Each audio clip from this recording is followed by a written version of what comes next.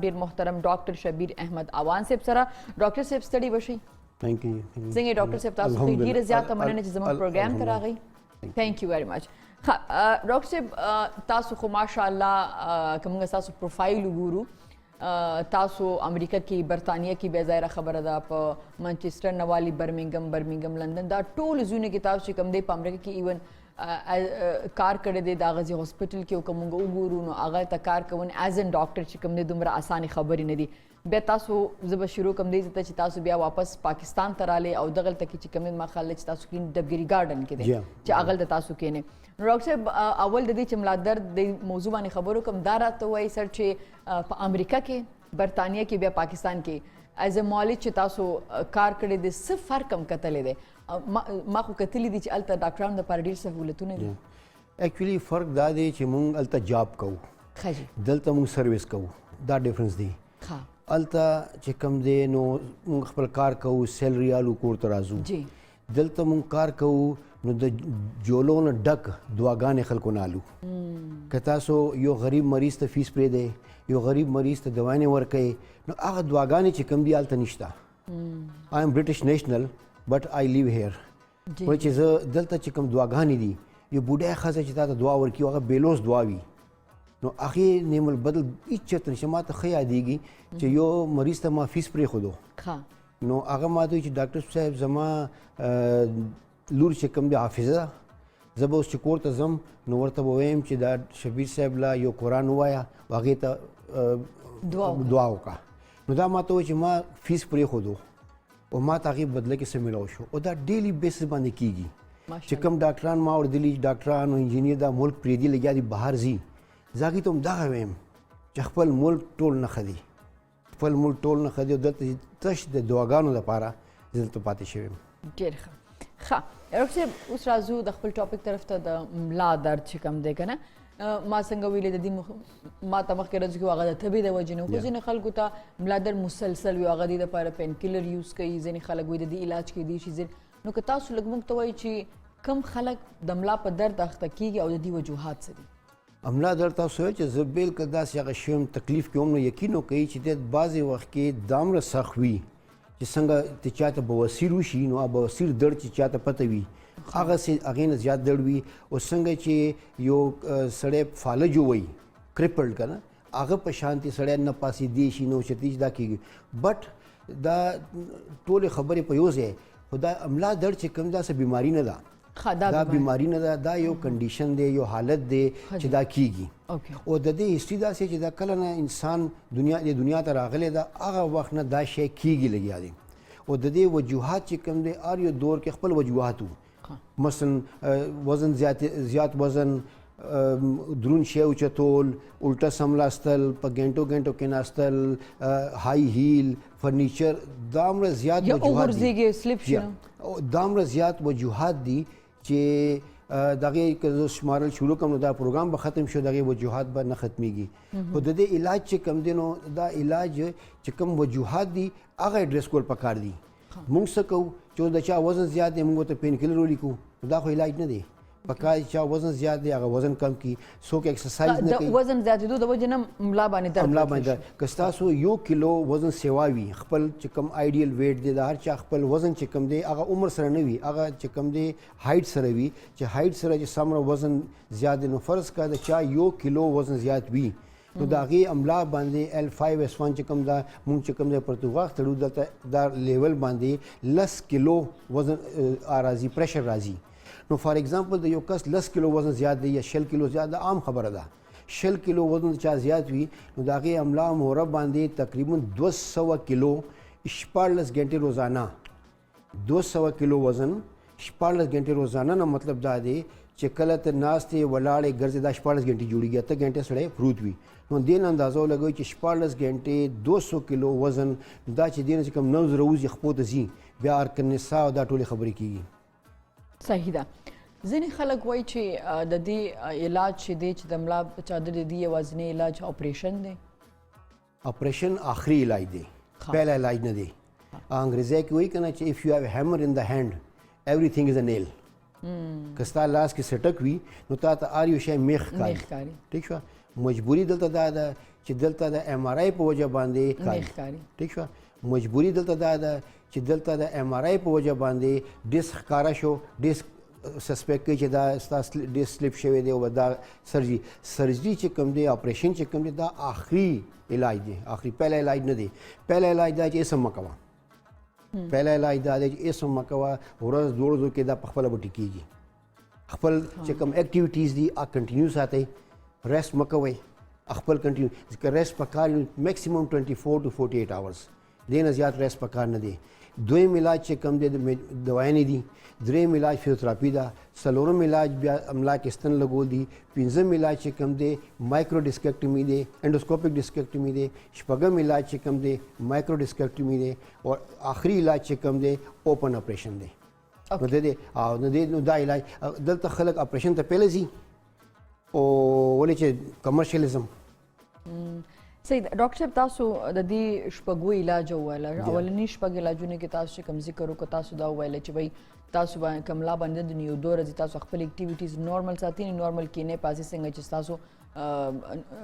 نور کل لایف وی څنګه چې تاسو لایف سټایل له خو که هغه نه زیات چې نه په کاردار چې پین کیلر تاسو وی پین کیلر شو فزیوتراپي شو فزیوتراپي شو آیا د لپاره میډیسن کې دي چې کله اخو هغه نه مخکې به تاسو وجه معلومه وي چې به د څه وجه نه د ملا درد دی هغه مطابق تاسو هغه لخوا فزیوتراپي هم د ملا په درد کې هیلپ کوي ډیر هیلپ کوي فزیوتراپي هم ډیر هیلپ کوي بیسیکلی څنګه ما شروع کوي چې د دې خپل کازز دي کنه چې خپل کم کاز دی هغه ریموو کوي فار ایگزامپل ویټ زیات نو ویټ ریډیوس کوي که فرق وسو کې ایکسرسایز نه کوي نو ایکسرسایز دی شروع کی دا سینه ایډریس کوي دا شی به ټیک شي او بل دا چې پین کیلر هم چې کم دی نو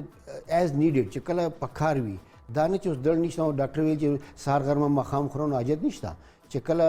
درد وي هغه وخت وخورئ که نه مه خورئ نو د دې حاجت داسې نه وي انشاءالله تاسو وخت ذکر کو ډاکټر چې ارکن نساء او داسې زونه آیا دا هم د ملا د وجه نه او د املا درد چې کم دی دغه څلور قسمونه وي پهلا قسم دا چې درد صرف تش املا کې وي خپې ته نه ځي دویم قسم دا وي چې درد املا کې وي او خپې ته ځي هغې ته موږ ارکن نساء وایو ارکن نساء هغې کې دا ده چې د دې څه ورته د املا چې کوم نرو دی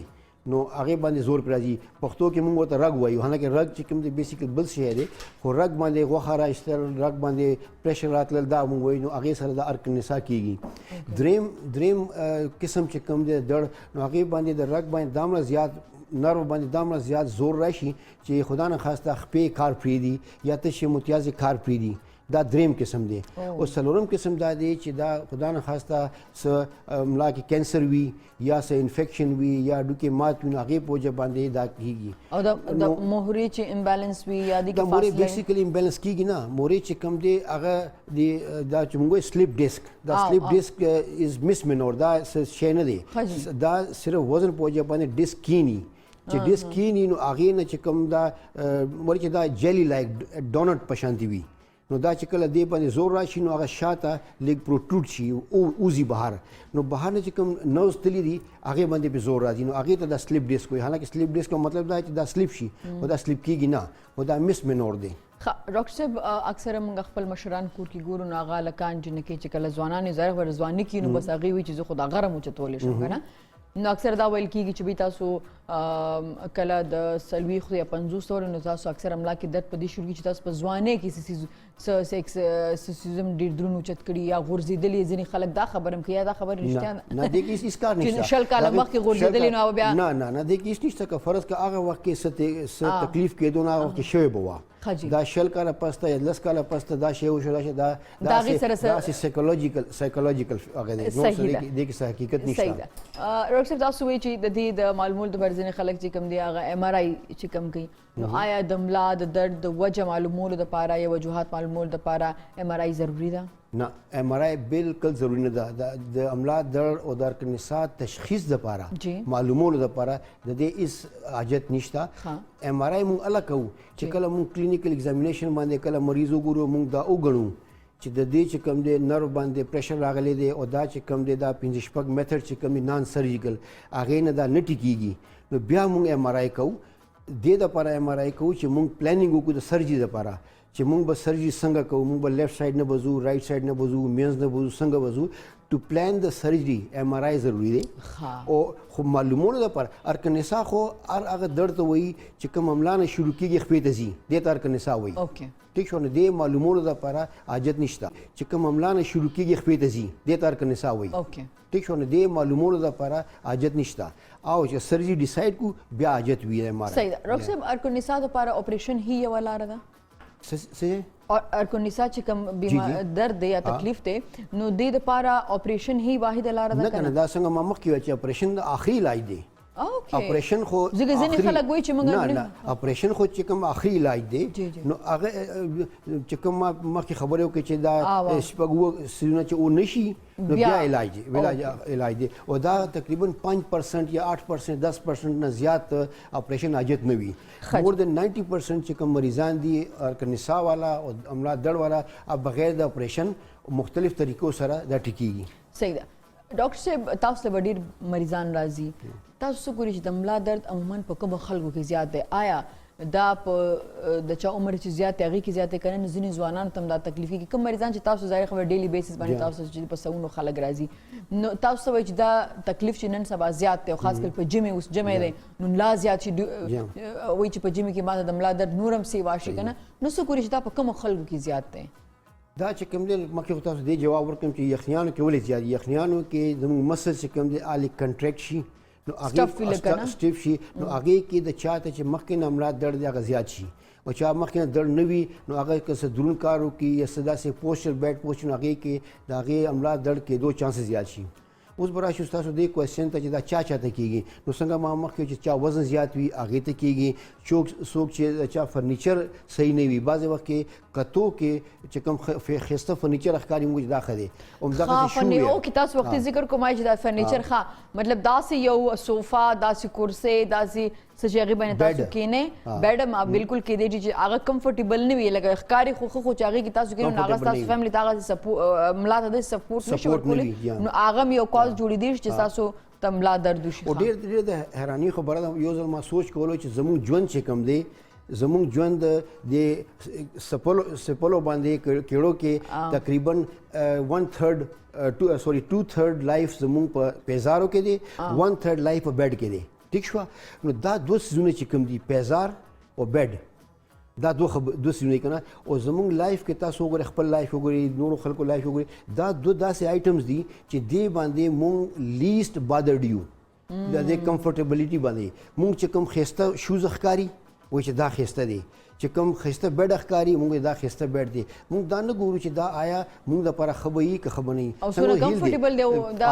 کمفرټیبل خو بیل شی خو چې کوم دا سید اوس فرض کا د فرنیچر دی اوس یو آفیس بوای یا آفیس ګرل دی چې کوم هغه لیپټاپ چې کوم دی یا ډیسکټاپ چې کوم دی هغه خپل آی لیول باندې پکار دی هغه چې کوم چیر دی هغه داسې پکار دی چې هغه لیول ټیک وي هر یو شی نو دا کاونټ کیږي همدغسې کیړی چې کوم دی نو دا ښځې اکثر هائی هیل اچوي نو هائی هیل چې کوم دی دیس از ون اف د کاز اف د بیک پین همدغسې ما انګلینډ کې ما کته زموږ چې کوم سیکټریز وو هغې به هیل اچولو خو هیل به شاپر کې وروړو ځان سره چې چېرته فنکشن ته به تلل ته به ګنټې 2 ګنټې دپاره به هیل واچول اوس فرق تاسو کور نه وځئ هیل اچولې د غټه او تاسو واده له ځئ نو یو ګنټه 2 ګنټې تلل دا 4-5 ګنټې جوړېږي 4-5 غنټې جوړیږي نو 4-5 غنټې چې کوم دی هیل اچول ټیک نه دی اوس د عملا ته دغه عملا ته بالکل درد رسي عملا درد چې کوم دی ون اف د کاز از ا هائی هیل هیل چې کوم دی تقریبا 1 انچ او یونی میټر نه زیات پکار نه دی دغسې بعضې خلک د جین پینټ اچوي نو جیب کې شاته جیب کې بټوه ایښي وي نو بټوې د پاسه چې کښېنئ نو دیټ کاز شیاټیکا دا شیاټیکا کاز کوي بیلنس هم پکې فرق خو چې کوم نرو باندې پریس کوي نو دس کاز ارکنسا نو دا ورکوټ یې ښه وایي چې دا مونږ د پبلک ټیچ کو دی باندې نو د ډاکټرانو کلینیکونو بند شي نو زه خو اکثر زما هر ځای کې هم دا کوشش کوم چې دا خلکو ته دا وښیم چې د دې دا ریزن دی دا ریزن دا ټیک کوي مونږ چې یقین وکړو چې مونږ کوم دوایانې لیکو که نه نو هغې کې 80% دوایانې چې کوم دی مونږ د پیشنټ سیټسفیکشن دپاره لیکو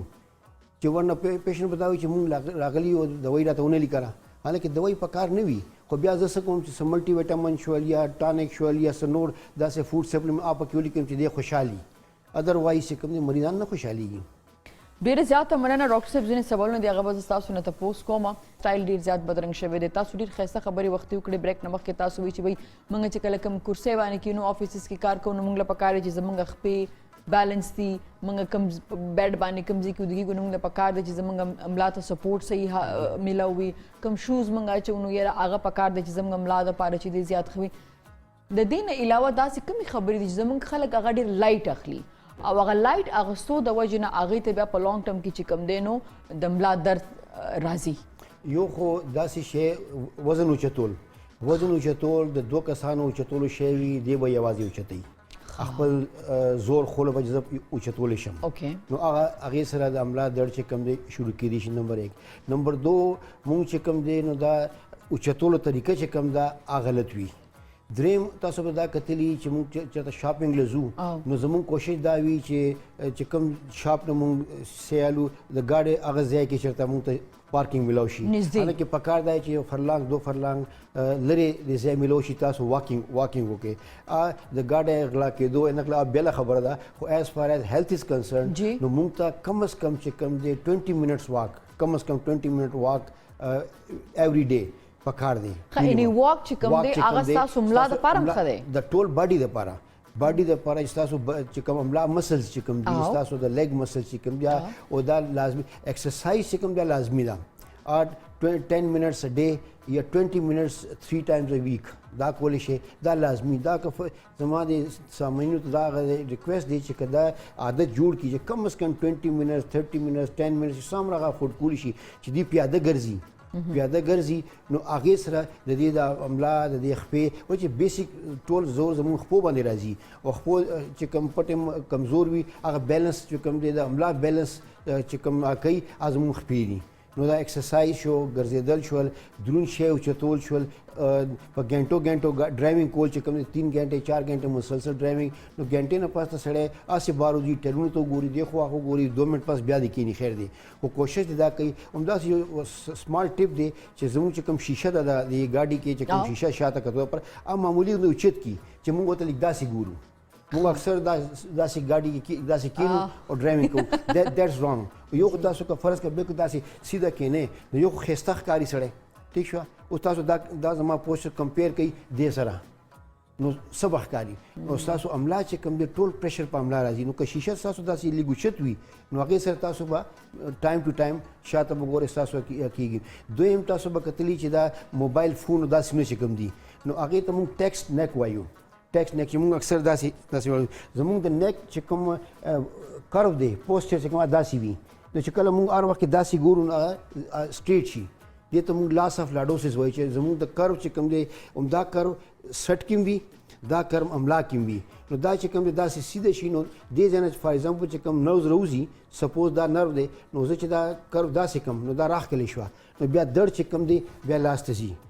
او نو بس مونږ پین کیلر والو دا سوچ نه کوو. اوس څنګه چې بعضې خلک بالغ ډېر غټ وي نو بالغ یا ډبل استعمالوي هغه ټیک نه دی. اوچت بالغ یا ډبل بالغ نو هغې سره دا چې ستاسو چې کوم کرو دی هغې باندې ټوله شپه زور راځي. نو کوشش دا کوي چې بالغ چې کوم دی دې ځای کې ږدئ دې ځای کې سټ کې دې ځای کې چې ستاسو کرو چې کوم دی مینټین وي. یا که تاسو سایډ باندې سملئ نو دا شولډر چې کوم دی هغه د بالغ لاندې کې چې تاسو دې ځای کې سپورټ میلاویږي. اوس که سپورټ صرف هیډ ته وي او د نیک ته نه وي نیک به ټوله شپه چې کوم دی هغې باندې به ټینشن پریشر راځي. صحیح ده. تاسو ډېره ښایسته خبره وکړه. تاسو وایي چې اکثره نه موبایل داسې خو تاسو پته ده تاسو خو د ډېر لرې نه مریضان راځي نو زموږ د ډېرې پښتنې مېرمنې دي چې په هغې د لاس کار کوي. د لاس کار چې کوي که نه نو هغه اکثره داسې که نه نو دا خو سټ دپاره چې څنګه تاسو وویل که نه چې لکه موبایل داسې کتن دي یا کار داسې په ګنټو کوون دي نو یو شی دی یو شان دی تکلیف بلکې دې سره ستاسو چې کوم دی دا ډاکټر صاحب چې کوم دی زیات به تاسو وکړي چې دا مسل چې کوم دی شاته وایي زموږ کور کې چې کوم ښځې کارونه کوي هر یو کار داسې دی مطلب که کوکینګ دی او که سلایي ده نو دا شولډر چې کوم دی داسې وي. ټیک شوه موږ داسې نه شو کولی. ټیک شوه نو دا ایکسرسایز دا چې کوم دی نو شاته چې کوم دا ټول پټي چې کوم دي د دواړه شولډر منځ کې دا چې کوم دی دې نه هم بیا پین راوځي دړ کېږي او د دړ بیا لاسونو ته سټ ته دا ټول دا یو تړي. زموږ دا مسل چې کوم دې ځای نه شروع شوی دی او داسې شاته لاندې پورې یو شیټ دی نو چې هر ځای کې سنوکس وشي نو درد چې کوم ټول املا کې اپر بیک کې نیک کې دي شي او بعض وخت هډیک هم کې دي شي. یس ډاکټر صاحب دا راته وایي چې سټریچنګ اکثره وایي چې ایکسرسایزز یې نو سټریچنګ کوه ځینې فیزیوتراپیست ما سره پروګرام کې راغلي هغې بیا وایي چې سټریچنګ چې دی هغه ډېر مهمه دی د ضروري چې ته بیمار وي تا ته څه تکلیف وي د سټریچنګ کې دا راته وایي چې سټریچنګ کول او زه اف کورس د خپلې مور دپاره هم تپوس کوم ګنه ځکه چې هغې هم واک یا دغه کوي نو دا راته وایي چې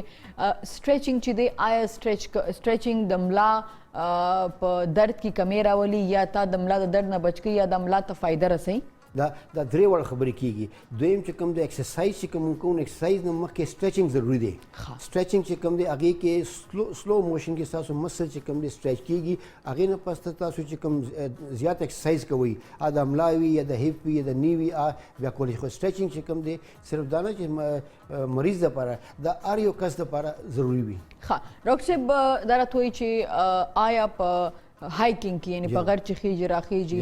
دا کې خو ما دا اورېدلي چې ستاسو نی چې کوم دی هغه افیکټ کېږي خاص کر چې ته راکوزېږي که نه خو آیا هایکینګ د وجې نه چې تاسو ځئ یا راکوزېږي یا ډېر خلک دي هغه هایکرز وي نو هغه ډېر زیات هایکینګ کوي په ګنټو یا تقریبا ډیلي یا هفته کې 3-4 ځله نو آیا هایکینګ باندې هایکینګ وجې نه ملا تکلیف پیدا کېدی شي یا په سیډیانو باندې ځینې خلکو لپاره لفټ نه دی اویلیبل نه په سیډیانو باندې په ورځ کې څو ځله خیږي راخیږي آیا دغه اکټیویټي چې د ملا افیکټ کولی شي؟ بالکل افیکټ کولی شي. دا دې کې چې وزن زیات وي نو زیات به افیکټ کېږي چې وزن زیات وي زیات به افیکټ کېږي چې وزن کم وي کم به افیکټ کېږي. نو په سیړو باندې خطر دا خو دي او دا څنګه چې ما ویل کړه چې دا تقریبا